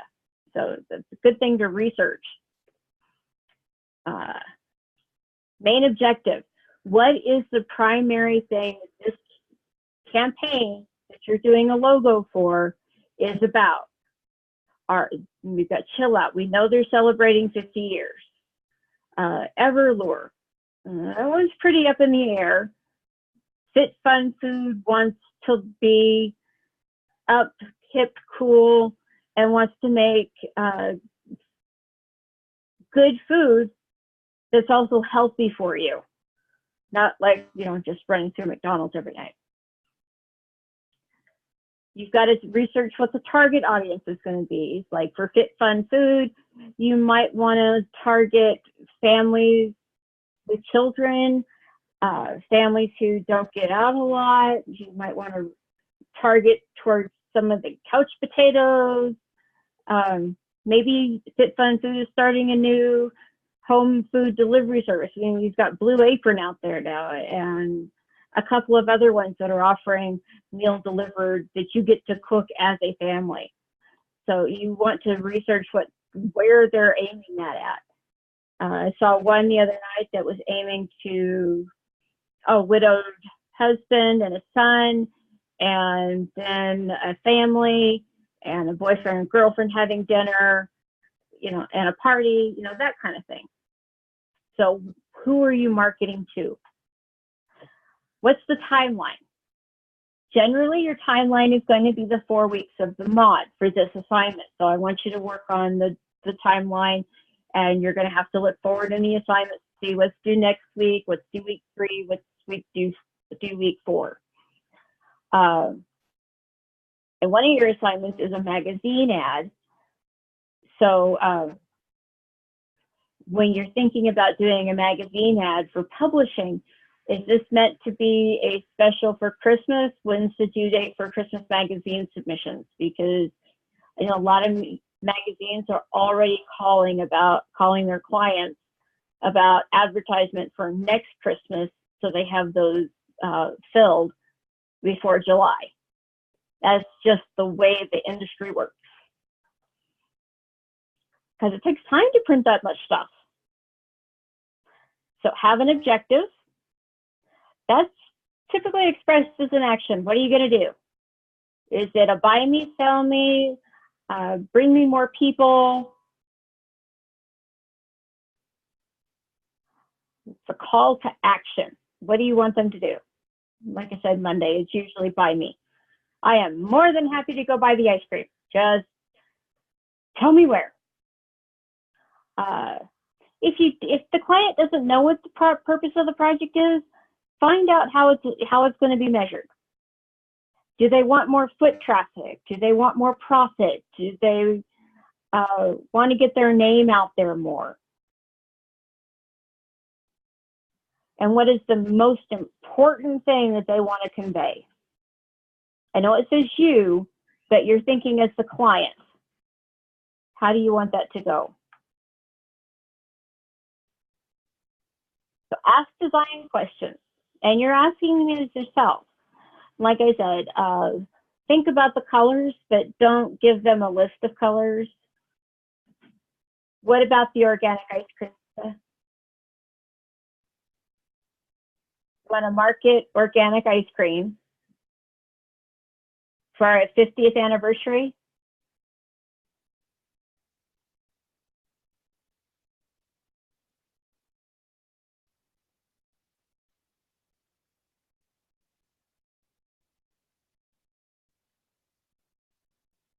Lisa, you can use your mic and clarify that for me a little bit.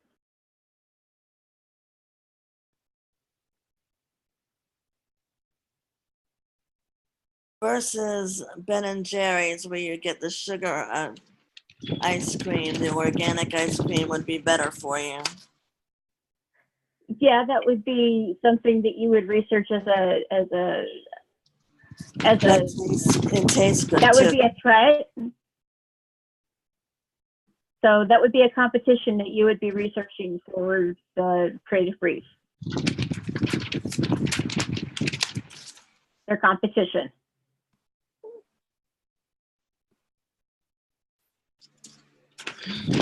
So I was thinking about that when I said organic ice cream.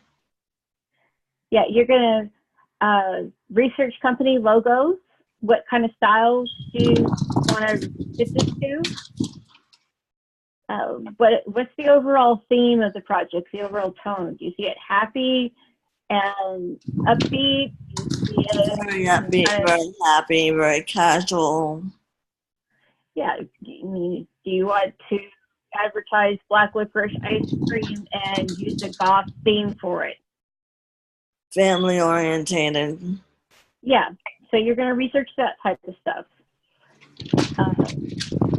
Then you're going to think about 3 adjectives that describe the company you're doing this logo for. This might even help with the work for your own logo, even if you're just using your initials. You can make up the colors that they like, but remember, you still have to recreate all of the logos and then pick the one you want to redesign. And I'm assuming that's the one you're doing your creative brief on. Chill Out, yeah. At least it should be. Chill Out is the one I picked. Yeah. So to kind of just fill out the info as best you can. Yep, that's I exactly it. even have my color scheme. So, and how do you consider the success for this project? Well, you're considering the success of this project your final grade because I'm paying you in points. This is an actual paid job, and I'm paying you in Independence University credits. So the success of your project And you guys can email me your projects and say, is this what you're looking for? Do I need to go on another direction? Am I close? I don't mind answering those questions. You guys could even send me screenshots and text, and I'll be perfectly okay with that. Oh, cool. Good. Then I'll be sending you some things. Just remember to sign the text so I know who it is. I'm going in the right direction. Yeah, I want you guys to get used to thinking about working with an actual client. And I've got clients that are texting me 3-4 times a day. If I were to go through my message on Facebook with my attorney client, 90% of it is my sending pictures back and forth with her. Is this the right color? And no, I need it a little lighter. No, I need a little darker. Can we make it line up a little bit more in the center? And I'm going, oh dear Lord, what have I gotten myself into? So remember that, you know, their time is worth money and your time is worth money. So yes, I want to answer questions. Yes, I want to tell you you're in the right direction, but I also want you to think for yourselves and try and work it out based on the information I've given you in the lectures, what's written, what I sent out. There's a couple of links that are now available in the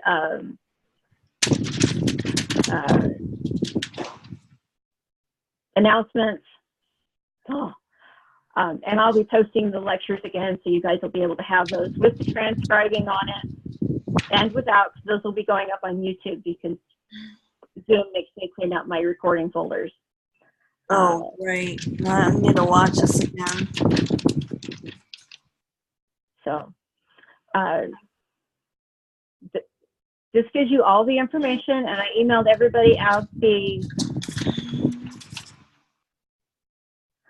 Okay, Elizabeth, give him hugs and kisses for us and make him feel better.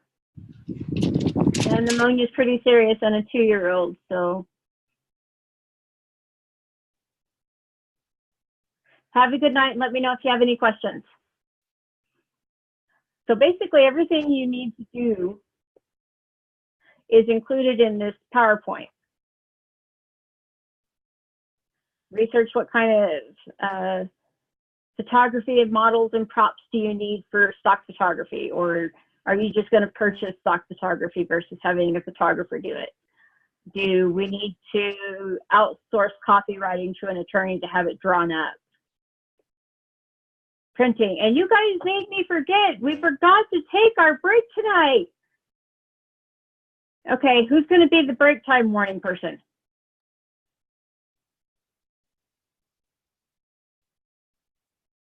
Okay, Lee, Monday night, you get to be the break time warning.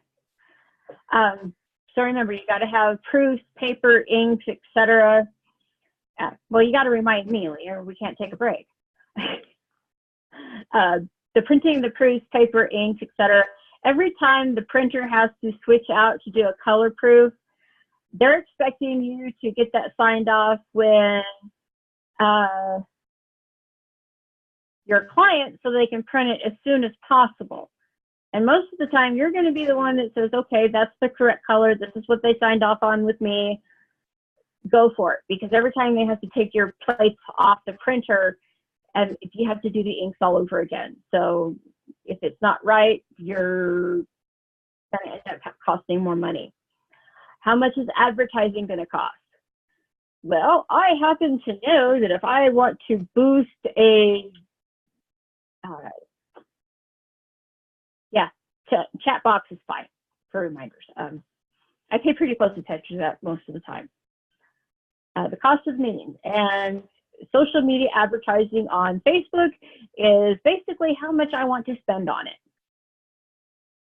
Has anybody seen how you set up a boosted post? I forgot, Lee. I'm Dory's the fish, remember? I found something sparkly. It was called ultraviolet.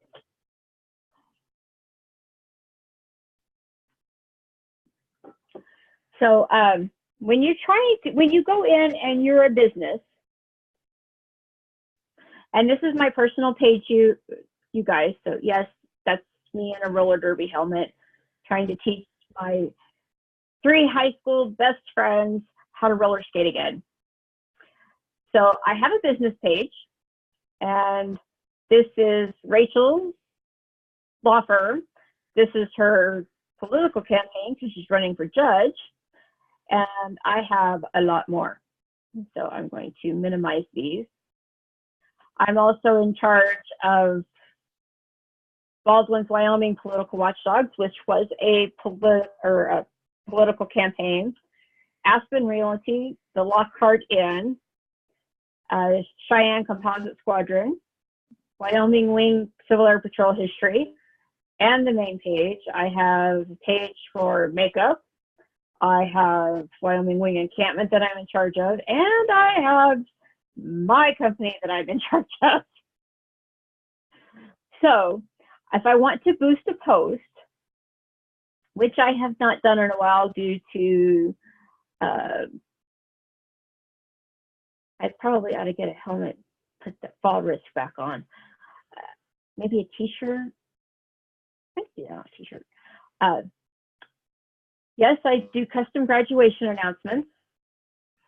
Yes, I do charge for the extra fonts. But if I want to post this as a business and find out how much I'm going to pay, I click Boost Post, and it's telling me that my audience is too broad, 18 to 65, living in the United States. Well, I want to target people who like my page, people who like my page plus their friends. And if I only spend $10, I'm going to reach between 810 people and 2,100 people. That's over a time period of 7 days at $1.42 per day. And that's the credit card they would charge. And since I have been doing so many, doing this for a very long time now, if I were to boost this post, it would bill me at the end of the month instead of I just give them $10 and go. They'll stop charging me at $10, but they'll wait till the end of the month to tell me what my total invoice is. Yeah, I was having too much fun tonight, Randall. You know, there was purple involved. There was toys in Illustrator to play with. There were new logos to create. So when you're thinking about the budget, you want to include things like this. And you can get this information from, cancel this. And I close this. And I happen to manage to ever scroll down to the bottom of the page, I can actually click on their advertising on Facebook or the ad choices link, and it will give me the ads manager. It'll tell me what's delivering, what's not delivering, what's inactive, how much I've spent. So when I'm working on a client's page, it'll tell me how much I've been working on with them. Ad sets, haven't done those. Just my account overview. So yes, I've been a very bad business owner and not boosting posts lately, but there will be some soon. Still working on some projects. You could also find this kind of stuff for Twitter, and I believe Instagram has some advertising that you can purchase from them. Not sure about Snapchat. I have decided that since my children are on there, I'm going to let them have one place. I'm not hovering because their aunt will get them if I don't. She watches Snapchat, I watch Facebook. That way I can tattle on her kids and she can tattle on mine. I've got this all figured out. So any other questions about the creative brief? I know this is a really hard concept to get your head around, and it feels like there's 90 million things you need to research to make this complete. Remember, you're only asking a few questions. You're researching the budget and you're researching the target audience that you're going for. Those are the two main things I want to have references for on your third page.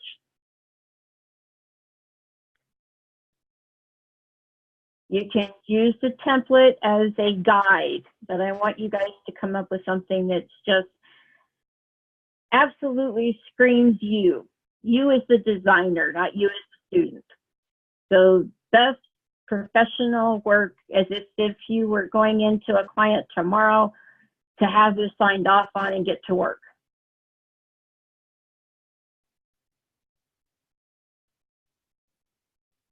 Any other questions?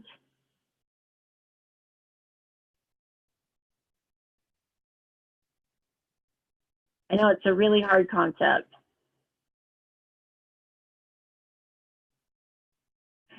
It's not as much as you think it is.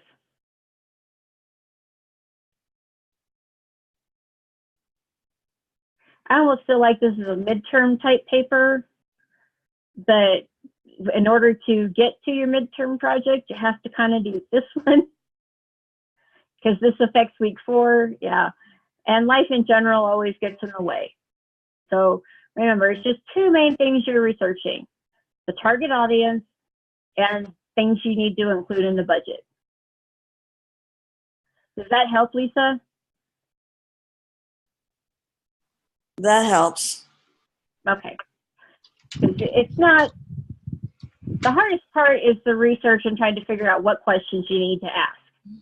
And that PowerPoint lays them out pretty Target clear. audience on Chill Out is the expecting mothers and the mothers with small children.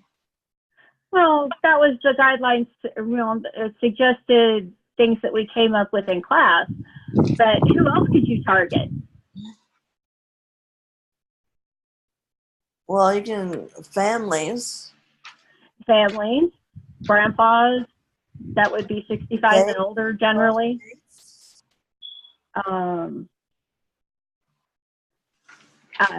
Young couples, teens. I know the local ice cream shop here, the mom and pop business.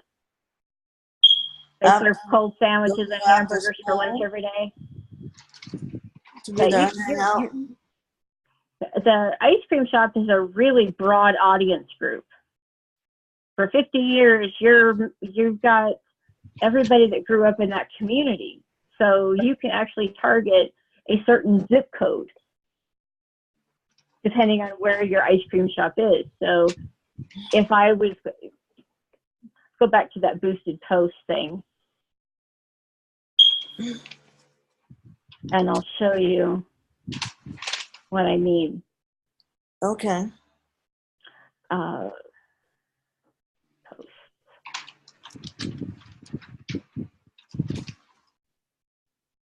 Okay, so if I want to boost this post, which is handmade paracord bracelets.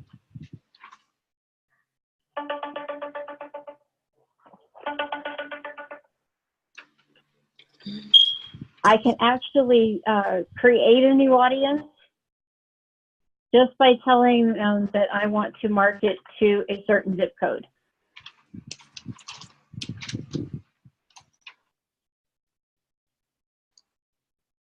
So I can include demographics, family,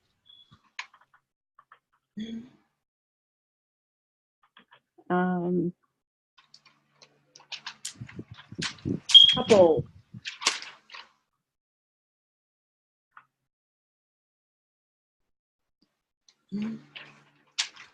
so I can put in keywords. Yeah, I know, Lithuania, but like I said, I work at home, so I can go anywhere. Families and relationships.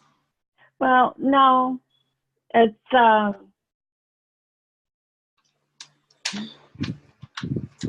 Modern Family, suggestions. People who, this is marketing to people who like these types of things. So, Oh, yeah, so I'm picking things that would meet my criteria.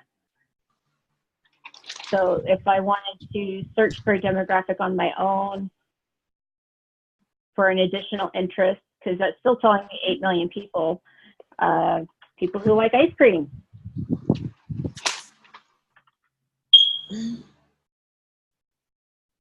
Interest in ice cream parlors. What else?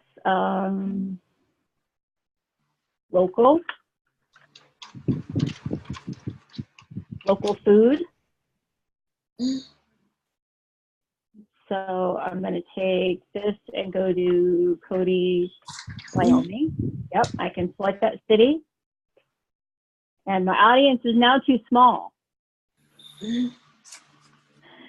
So I'm going to take out that one and maybe ice cream parlor.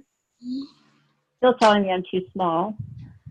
So I can tell it I want up to 50 miles, or my radius is 50 miles because the next town over is 60. Still telling me I'm too small. But I can also tell it I want Howell, Wyoming, and Billings, Montana. And then I can add in the specifics. So ice cream.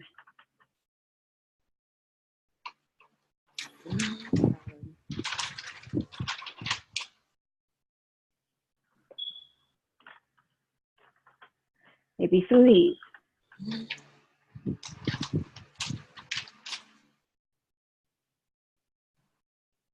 So, you know, you just keep putting them in there until you get the right size. But that's just an idea of how to get these.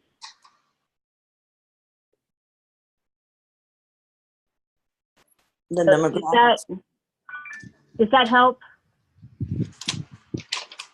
That helps. You have, that's something you pay for, right? Yeah. But you would be charging your client for this.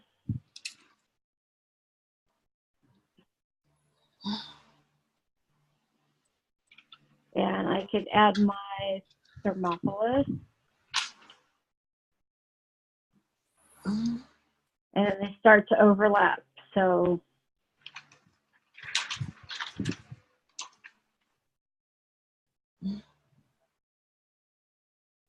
so I get additional coverage. Still telling me I'm in a small area, but I can drive for 4 hours and not come across a stop sign. Oh my God, you lucky thing. So it's not so great when your car breaks down or you run out of air conditioning. Oh God, no. So hopefully, just by going through some of the types of interests and purchases and buyer behaviors, that's what you're researching for your companies that you choose to do the logo for. And it's called Boost Post. Well, yeah, but this is just something you're going to use for research. You can't use the same thing. Just giving you some ideas to start your research with. And you can research this simply by going to Facebook, scrolling down to the bottom of the page and going to their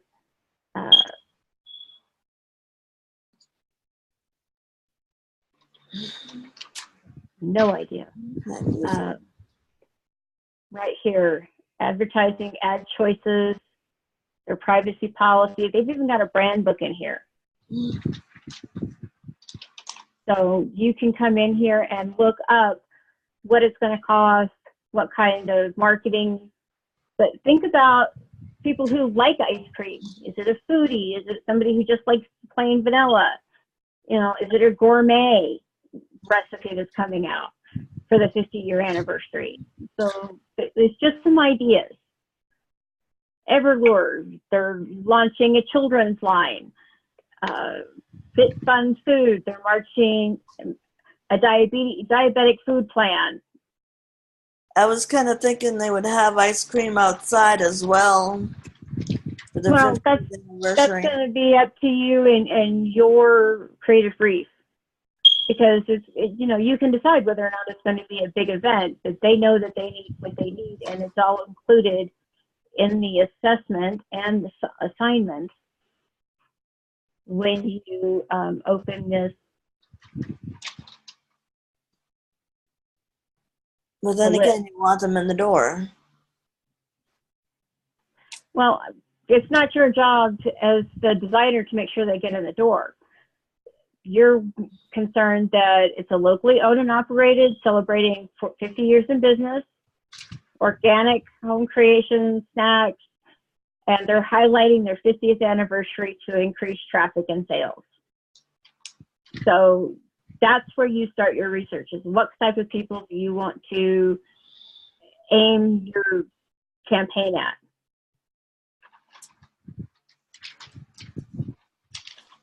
You want to target people who have lived in the area for 50 years. You want to target locals. You want to target people who want to come for a nostalgic experience. Those are just some ideas. Dharma Gaming, up and coming video game company, new to the industry, started by 3 college roommates. I sure hope they have their offices cleaner than mine is. But their goal is to increase awareness of their company and preview a new product offerings that are coming in the next year. So we do all 4 of them. No, you pick one for your creative brief. And the one you pick is the one for the logo that you're going to redesign, if you want to redesign it. Otherwise, you're just going to use the recreation. The creative brief, though, is going to be designed as you. That has you written all over it. Gotcha.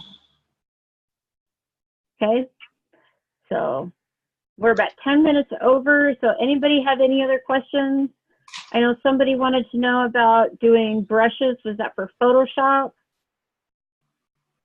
That was me. My brushes Okay. are locked. Brushes in Photoshop or brushes in Illustrator? Photoshop. They're locked. They're brand new.